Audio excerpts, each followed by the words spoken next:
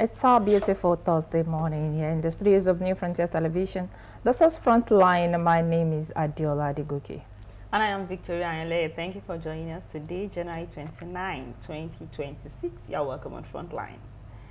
Yes, today is January 29. Yeah. And it's just 2 more days to the end of the month of January. And I can say that the month has been fast. Considering that it has 5 weeks. Plus, just a few weeks ago, and all of that, but we're grateful that the month is coming to an end, and it's been a beautiful January. I mean, some persons, it's been filled with ups and downs for a lot of persons. Yeah. You hear persons saying that, I mean, it's looking like we've spent 6 months already in the year, just because they've had to face one challenge or the other. But for some, it's been a beautiful year so far, as they've been winning on every front. And well, for me personally, I just believe that there are days. So I really don't think there's anything special and all of that. So no matter what's going on in your life, it's time and season. So the fact that January doesn't look so good for you doesn't mean that the rest of the year won't look good. You know, there are these superstitious beliefs that we have in this part of the world that, because January started off this way, so there's a high chance that that's what is going to happen for the rest of the year. But really, it's not like that. So it is your days, your moments are what you make of it. So no matter how trying January has been, if you have a determination that other days of the months of the year are going to be better, you should start working on that. And also, if you had a good run in January, it also doesn't mean that you're going to have a smooth run till the rest of the year. So you don't rest on your horse. You begin to work actively to ensure that every day is better than the previous day. And that way, when you try your best, ask God for mercy, and then you're going to enjoy your days in the year. You know, for me, seriously, I feel that maybe personally, with the way I had the good side, whether the bad side, yes, there are days whereby, yes, you'll be happy. You feel that, yes, you know, that vibe, but there are days whereby you are just there.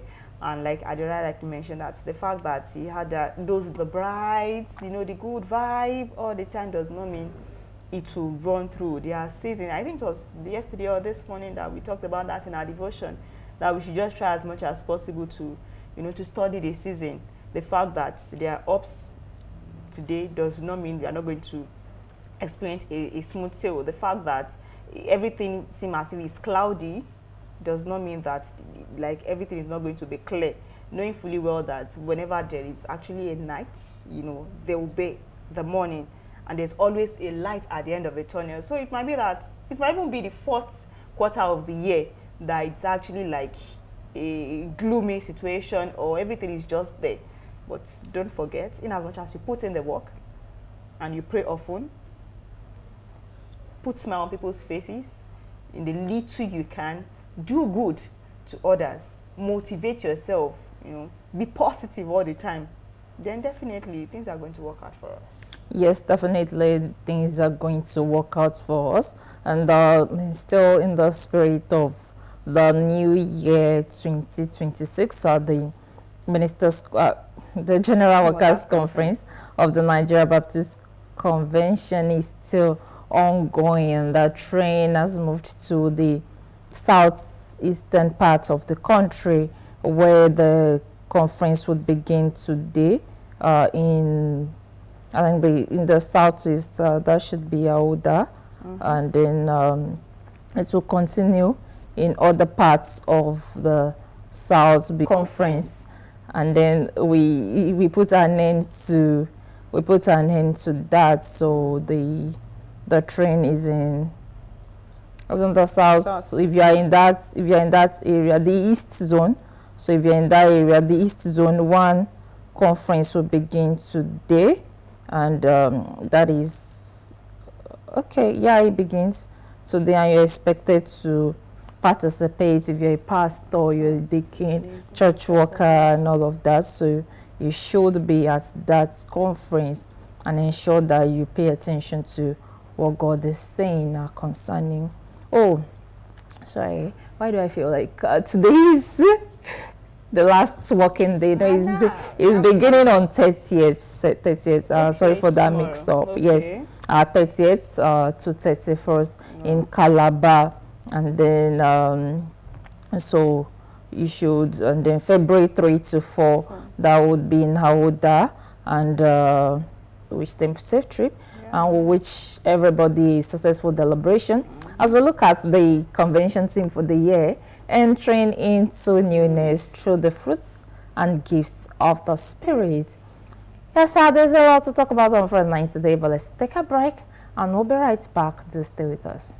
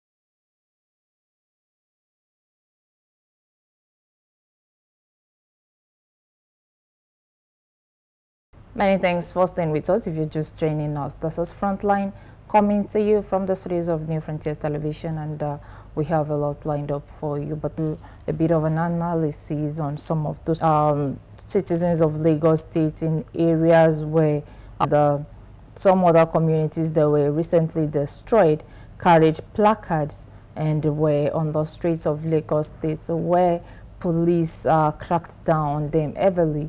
Lady activists and social media users have condemned the Lagos State Police Command and the Lagos State government over the arrest and use of force on residents who protested the demolition of their homes to disperse hundreds of demonstrators or relocation. These protesters were seen carrying placards that carried different hours of yesterday.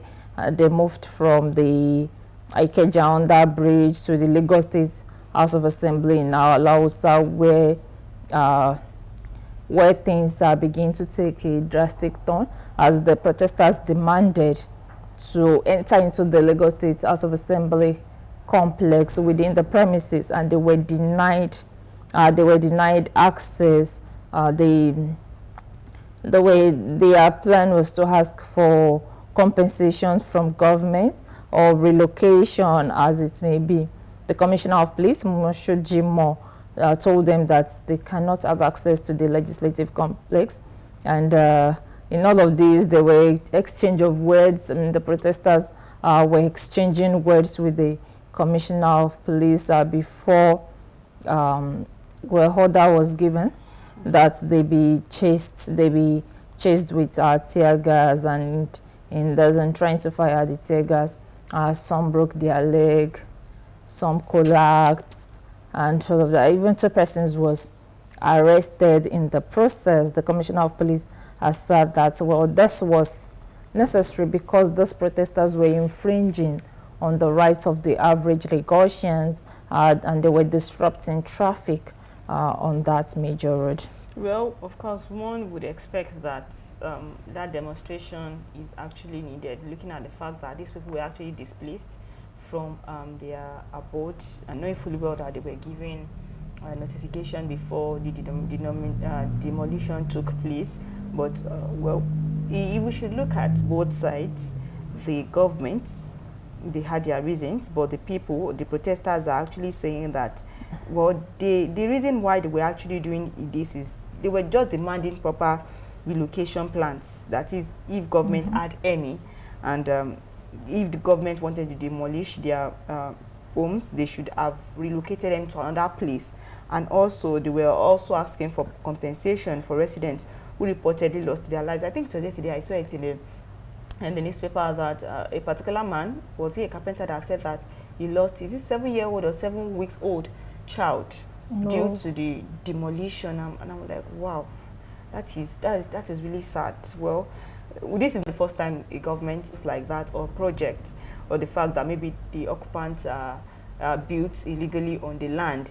But with the issue that happened in Lagos State, one is expecting that this whole protest, I'm sure that it was a peaceful protest until it degenerated, and it ought not to be like that. If the police were going to address them, they are actually citizens, and they are expressing their rights. They have the freedom, to protest. But it's so unfortunate that it degenerated into such whereby some people got injured and 2 people were arrested. But I know that state governments, they are actually responsive to issues like this. Of course, there's going to be statements coming from the Lagos state government, maybe as soon as possible, not to compensate these people. It might actually take a long period of time, but well, if it happened to us also, one will also want to say that before demolition takes place, there should be a place, another place where is actually set aside for these people to actually live. Yes, I feel like why there seems to be a lot of outreach is because this is like the poor community in Lagos State, almost especially Makoko. Makoko has been like that for years. He's been even tagged like the poverty center in Nigeria, because I know a lot of NGOs, both national and international NGOs, have done one form of intervention or the other in that Makoko community. So it is not unexpected to see citizens come out to protest that decision en masse, and for them to also want dialogue to take place. But unfortunately, this was repelled, which led to the chaos that erupted in Lagos State. In all of this, there's one thing I keep saying, that every government should remember and SARS and handle things with care.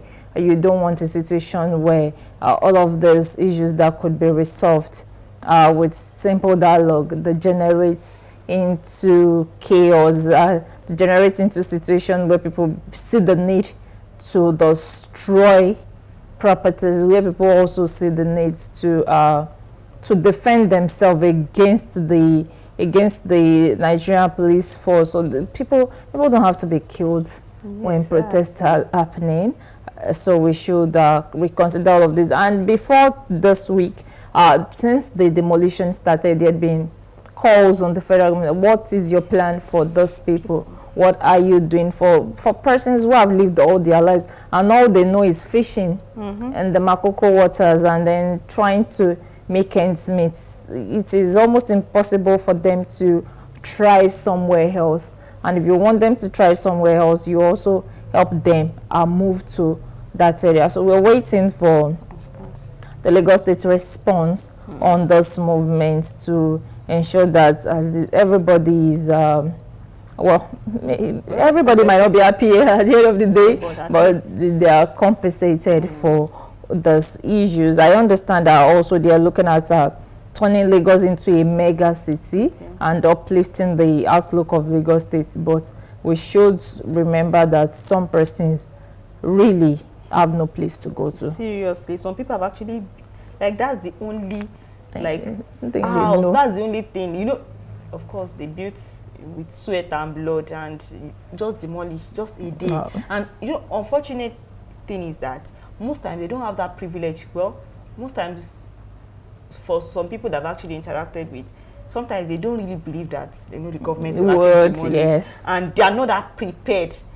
Most times they wouldn't have taken their belongings. Yeah, I remember, I think you're there was right. a demolition that happened in Lagos State one time like that. I think it was last year that a business owner came online and was ranting, and she was saying that about goods worth millions of naira. She just bought goods and she was bringing it out. You know, her shop was demolished. It was also part of those areas, and I'm like, she should have not, you know, offload her new goods. You know, people, most times people, they feel that the government will not demolish. And because the government also has a track record of saying we will do this, and then they end up not doing it. So well, we are expecting that the Lagos State will do something as soon as possible, because these people, the fact that they were injured this time around does not mean they're not going to protest again. Yeah. Yes, let's move to the story on education, and that's the clarification coming from the Joint Admissions Matriculation Board on UTME exams. Was it earlier this week or late last week when there was a news that if you are an undergraduate, you already have an admission, and then you are rewriting JAM, that you're going to lose your admission status. Sometimes Nigerian undergraduates already they rewrite JAM to get some better courses. Like someone who wants to study medicine now maybe got admitted for botany or microbiology. So they take the admission, start schooling, and then keep rewriting JAM until they get the medicine admission. So there was a rumor that you can no longer do that, that once you register for JAM, you stop being a student, that your admission get revoked. But JAM has come up to say that, well, this was just some form of miscommunication, that what JAM is asking every candidate who is enrolling for the 2026 UTME, that's the Unified Tertiary Matriculation Examination and Direct Entry, to do is that you must declare your matriculation status. If you do not declare your matriculation status, that is when you lose both admissions. This clarification was contained in a statement issued on Wednesday by the board's public communication advisor, Dr. Fabian Benjamin, who said the directive had been misrepresented by individuals or described as self-styled education advocates. Misrepresentation is being propagated by some self-styled education advocates. He noted that this guideline is to safeguard schools, that because a lot of persons like that have been accused of taking tests and of impersonation in schools.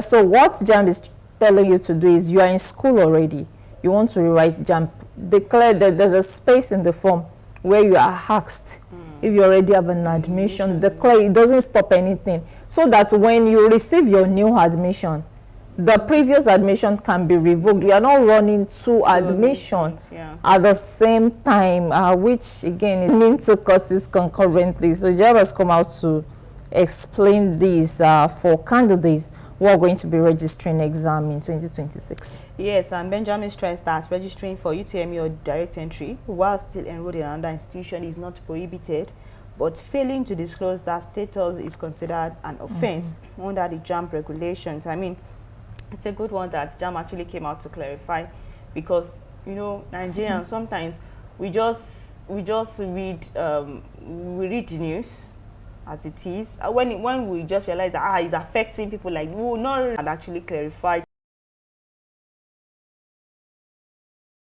for this 2026 examination. We'll look into the guidelines properly, not only this one, you know, other guidelines, and look at where it is expected for them to adjust and for them to have a better offer, because you are the one that actually initiated it, that you wanted to get a better offer. You want to study your choice, your course, and you were not given that particular choice. So definitely, if you want to do another one, it is expected that you tender that that request is granted, you just make sure that you submit it, and everything is online and it's actually easy. So sure that you submit it, and everything is online and it's actually easy. So I think there's no actually big deal. But I don't know why a lot of people are, Also, to further safeguard the integrity, the examination body is saying that only computer-based centers with facilities that allow remote monitoring will be permitted to participate. Good. That if they cannot monitor your center while students are writing an exam, then your center will not be allowed to participate in the examination, which of course is a good one. Now moving away from that to the issue of the tax reform law, the senators come up to say that this tax reform law is intact, as opposed to rumors flying around.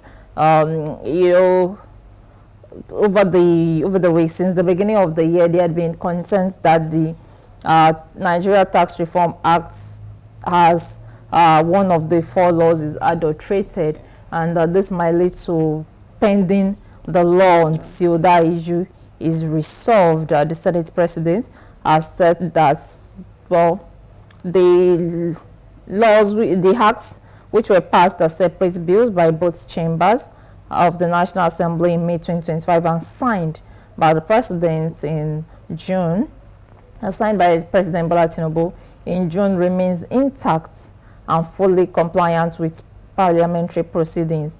According to him, he says that the copy of the Senate and the House of Representatives are authentic, as opposed to different claims that some of the documents have been doctored. So he has asked that these copies be made available to every member of the Senate so that they can confirm that there's been no adulteration in any way, saying that this law is expected to overhaul the Nigeria's tax system to stimulate growth and enhance revenue generation, improve business environment, and strengthen effective tax administration at the federal, state, and local government levels.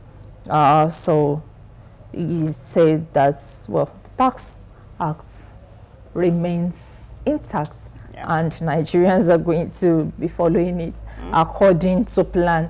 And okay, I think it was on Monday we were saying that some persons have also come out to declare their surprise that the Tax Act actually favored Nigerians, because they realize that they now have more take home from their salaries than they thought they would. You know, I think the reason why we're actually scared is because we were not informed. You know, we don't really know what exactly it entails. But I think with the implementation, when a lot of people start receiving their salaries, they will know that, okay, this tax is actually not bad. But one thing that actually came to mind with this old tax is that if, you know, people at the aim of affairs are actually using this tax judiciously, you know, the common man have access to, you know, normal, the primary healthcare center. You have access to facilities, you know, just like people abroad that they have access to. Like, people will not question or query why is it that you want to start this implementation? Why is there a need for it? In fact, if the government just decides that, okay, we are going to do this, people will not really bother. But the reason why Nigerians keep, you know, negating this tax bill is this law rather, is because we are not really seeing it. We're not really enjoying the dividend of democracy. The health sector, the average man cannot access it. If you don't have your money, you cannot enjoy good services. Transportation is bad, you know, education is not free, things like that. And I believe that, well, like the economist, that is the accountant and public policy expert Taiwo Yedele, like rightly mentioned, that President Bola Tinubu directed the country's tax administrators to stop taxing poverty, capital, and seed, but to invest with the people so the seed can turn into fruit. I believe that when this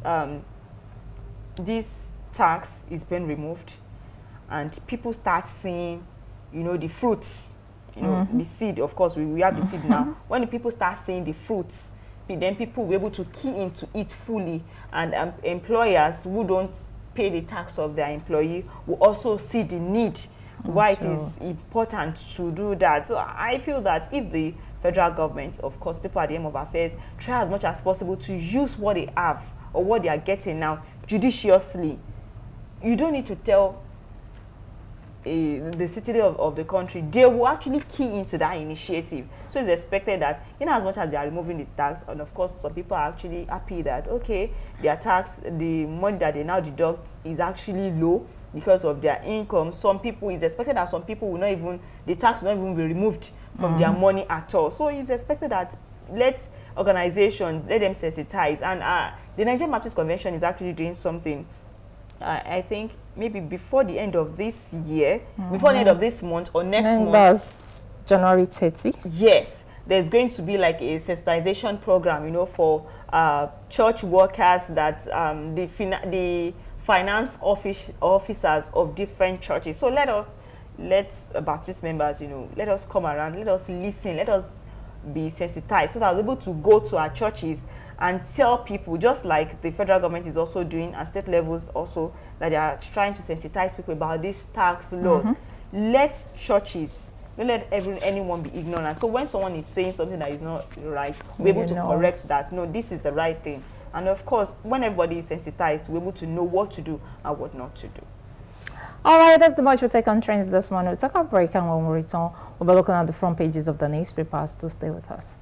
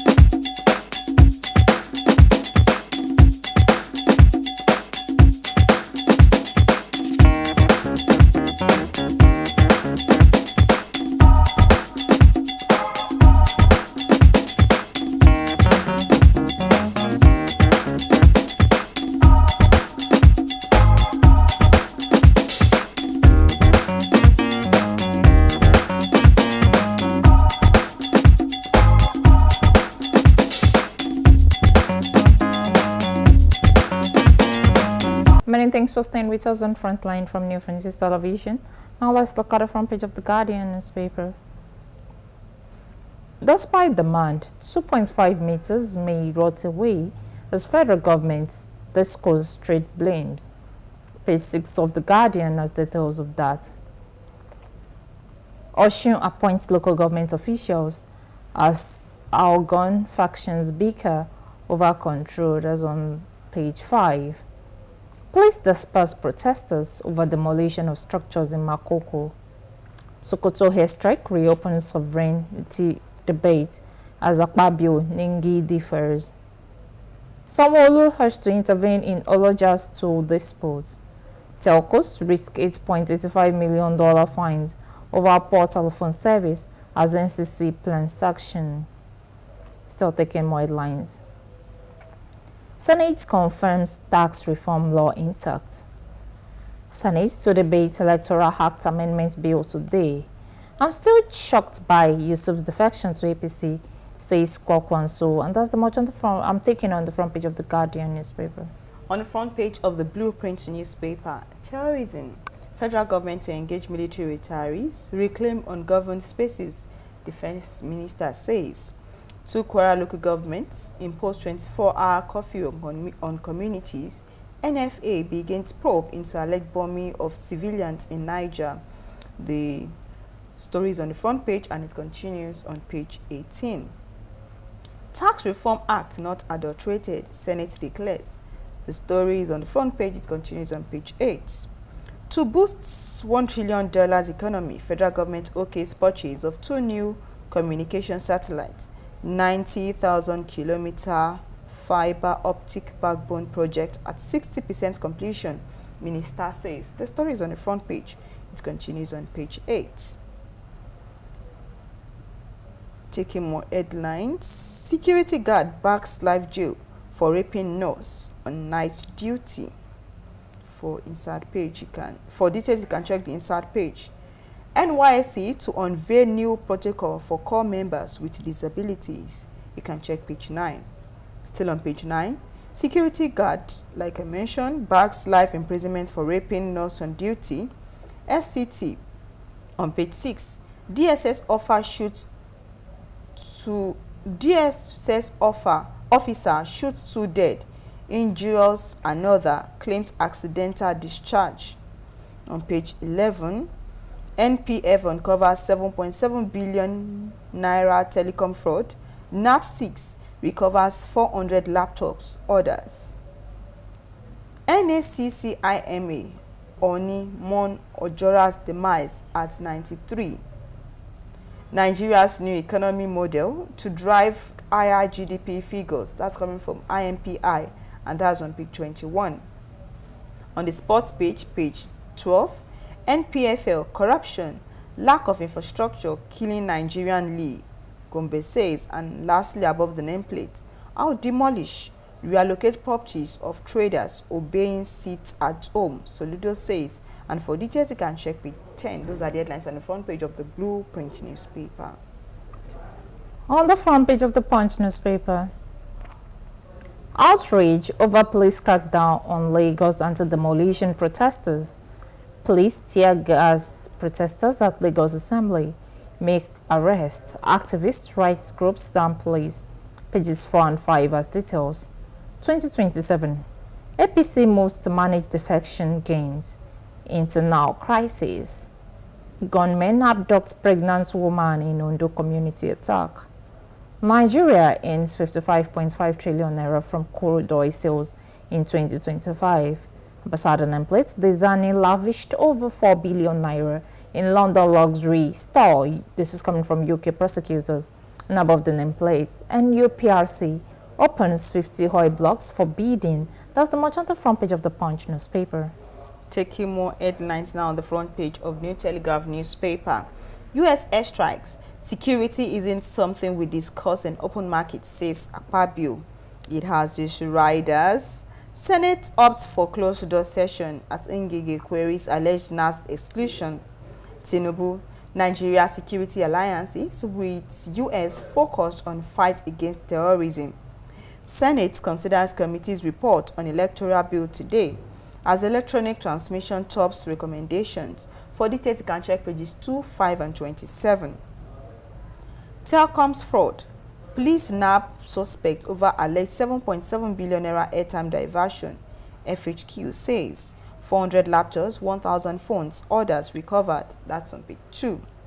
2027, Atiku, Obi, and the numbers that can't be ignored. For details, you can check pages 9 and 11. There's a study that says long-term alcohol use raises colon cancer risk, and that's on page 30. On page 4, NLC, TUC rejects court order. Insist FCT workers strike continues. Say ruling one-sided.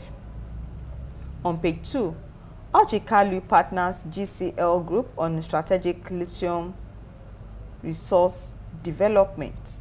On page 4, JAM, varsity students can write UTME, warns against non-disclosure. Boardroom guru Otumba Adekunle Ojora dies at 93. Tinubu Obasanjo orders mourn. And above the nameplates on page 25, Federal Government, World Bank, NGF collaborate on healthcare reform. And lastly, receiver manager of Nestor and Nekonde's interests in OML 42 JV secure major win as the appeal court disqualifies Olanipekun Banire as counsel to Nestor Nekon in death's case. Supreme Court adjourns appeal by Nestor to May 2026. The story is on the front page and it continues on page 6. Those are the headlines on the front page of New Telegraph newspaper. On the front page of the Nation newspaper, APC kicks off Congress's convention plans Monday. Governors okay schedule after meeting with National Working Committee. Details of all of this continues on page 2 of the Nation newspaper. Oyegun Utomi Lukman orders to draft ADC manifesto. Tax laws not altered, says Akpabi will pay 3 years details. Shetima bankers urge shift from aid to investment and still taking more lines. House seeks federal government intervention in the dispute between Ondo Ogun over oil field. Business icon Adekunle Ojora dies at 93. President orders mourn. Pencon approves of upward review for 2,116 retirees. Oyetola Halgon, APC falls Adeleke claims on councils. Government says to reclaim ungoverned spaces with military retirees. That's the much on the front page of the Nation newspaper. On this day, Senates may vote real-time electronic result transmission. Debate committee reports today. Vote trading offenders to risk 5 million naira fine. The story is on the front page. It continues on page 8. Zak Adedeji, we have no provision to tax informal economy. It comes with the following rider. Insists new tax law not designed to heap burden on poor Nigerians. Explains credit scheme discontinued to curb abuses. Says not within NRS remits. Says information a key challenge in tax implementation. Assures transparency, rule of law are non-negotiable. Declares deductions for cost of revenue collection no longer applicable. Bank account balances not taxable. For details, you can check page 8. Kwakwanso, Kano Governor Abba Yusuf will face consequences of defecting to APC. That's on page 36. Above the nameplate, renowned industrialist Adekunle Ojora dies at 93. Tinubu months. That's on page 12. 2025 licensing. NUPLC resists bidders to 2 oil blocks. Prioritizes technical financial capacity. Says signature bonus of $3 million to $7 million must be paid within 60 days of offer. The story is on the front page and it continues on page 8. Those are the headlines on the front page of this day newspaper. On the front page of Daily Trust, electoral bill delay falls uncertainty ahead 2027. Pages 3 and 4 has more details on the story. FCTA strike. Patients stranded as health facilities shut down. Toji Group captures bandits leader who negotiated peace deal. Governor Yusuf will be defeated in APC, says Kwakwanso. Talking more headlines at the bottom strip. Boko Haram kills army commanders, 7 soldiers in Borno. We won't recognize elections conducted by Amupiton, says Sharia Council. No tax regime fundamentally flawed. This is coming from Ndome. Atiku toying with democratic sabotage. This is coming from the presidency. And that's the much on the front page of Daily Trust. On the front page of Vanguard, battle for Kano, Kwankwanso blows out, Yusuf digs in, it has its riders. Abba will regret leaving NNPP, Kwankwaso says. Governor makes fresh appointments to replace Kwankwaso's loyalists. I'm open to reconciliation with Kwankwaso, Ganduje says. For details, you can check page 5. Taking more headlines. Makoko Oworonshoki demolitions. Protesters tear gassed, arrested in Lagos. For details, you can check page 15. On page 28, 2027, Oyegun Utomi Lukman to lead ADC policy manifesto think tank. Economic reforms driving political stability, intergovernment synergy, Bagudu says, and that's on page 21. On page 7, Tinubu Obasanjo mourn an influential businessman, Ojora, dies at 93. On page 26, Sharia Council to INEC. We won't accept compromised elections in 2027. On page 8, Tax Reform Act, no adulteration, Senate says. And those are the headlines on the front page of the Vanguard newspaper. On the front page of Daily Sun, uprisings for mandatory election results transmission. Our Senate begins Electoral Act amendments. Old executive sessions today. Page 6 has details of the story. Federal government okays 2 new satellites to power 1 trillion naira economy. Says 90,000 kilometer fiber optic project, 60% ready. Obi fires Tinubu over insistent power failure. Says no second term for him. Erdogan eyes $5 billion trade volume with Nigeria as Tinubu seals 9 key deals in Ankara. Akpabio dismisses claim of tax law alteration, direct distributions to all senators. And beside the nameplates, Carlos Weber Group, Chinese firm, sign agreement on energy system development. That's the much on the front page of the Daily Sun. Now moving on to Daily Independent newspaper. Weak enforcement fuels quite motor insurance crisis. For details, you can check the front page, and the story continues on page 29. Soludo threatens shutting markets, observing Monday sit at home. That's on page 6. On page 7, many injured, arrested as Lagos residents of demolished communities protest. China's GCL group, Sweba Africa, forged new energy agreement. For details, you can check page 29. Senate considers mandatory electronic result transmission. Shuts down open debate on U.S. airstrikes in Sokoto. The story is on the front page. It continues on page 29. On page 7, federal government eyes top position among cocoa-producing countries. On page 6, NNPCL hikes petrol price to 835 naira per litre in Lagos, 839 naira per litre in Abuja. NLC-TUC give conditions to end strike in FCT.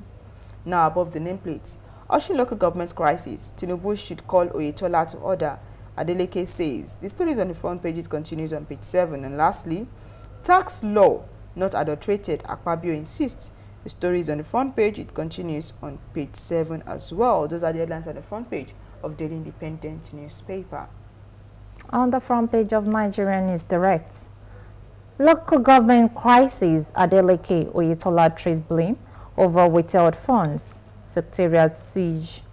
Your frivolous lawsuits responsible for delaying local government funds. It's coming from Oyetola. Stop using federal cover for lawlessness. That's from Adeleke. And details is on page 10 of Nigerian News Direct. Police smash 7.7 billion naira telecom fraud syndicate. Arrest 6. NCC moves to increase adoption of satellites as terrestrial network its security cost walls. Above the nameplate, CBN's license upgrade ends grey area era for Nigerian fintechs as experts urge stricter oversight consumer protection. Benue to establish Energy Commission signs MOU with REA. Diri, Jonathan, Dixon lead tributes as Bayelsa Honor leads deputy governor. That's the much on the front page of Nigerian News Direct. Now taking headlines on the front page of the Nigerian Tribune newspaper. MAN laments energy cost as Peter Obi knocks Tinubu over electricity stability. More than 676.6 billion naira spent on alternate energy costs in H1 2025, manufacturer says, and it's on page 2. Sit at home. Soludo vows clampdown on more market. Can check page 20 for details. On page 16, insecurity. 2 Kwara local governments declared 24-hour curfew. On page 20, police tear gas anti-demolition protesters at Lagos Assembly Complex. Still on page 20, oil-rich community. Reps seek federal government intervention over rift between Ondo and Ogun. Adekunle Ojora dies at 93. For details, you can check page 4. Naira strengthens to record 1,400 naira per dollar at official markets. That's on page 5. And above the nameplates, Osun local government crisis. Tinubu should call Oyetola to order, Adeleke says. Says court sacked APC chairman, lack mandate to stay on in councils. For details, you can check page 2. On page 28, police arrest 6 suspects over 7.75 billion naira telecom fraud. Recover 2 residential houses in Kano, 2 mini plazas, 400 laptops and 1,000 mobile phones. And lastly, on page 24, APC governors meet NWC, endorse timetable for convention, comment ongoing e-membership. And those are the headlines on the front page of the Nigerian Tribune. Now let's move to the business day to take some businesses headlines for this morning. Nigeria's tax law delivers early pay gains for workers. P21 has details. PwC Business Day to boost CEO roundtable on Nigeria's 2026 budget outlook. Dangote Fertilizer IPO forces investor to rethink 2026 maths. BPE discuss differ on free meter investment. And there is the Business Day Market Monitor. And that's the much on the front page of Business Day and the much on the front pages of our newspapers for this morning. We'll take our break to allow for news updates, after which Frontline will continue. Do stay with us.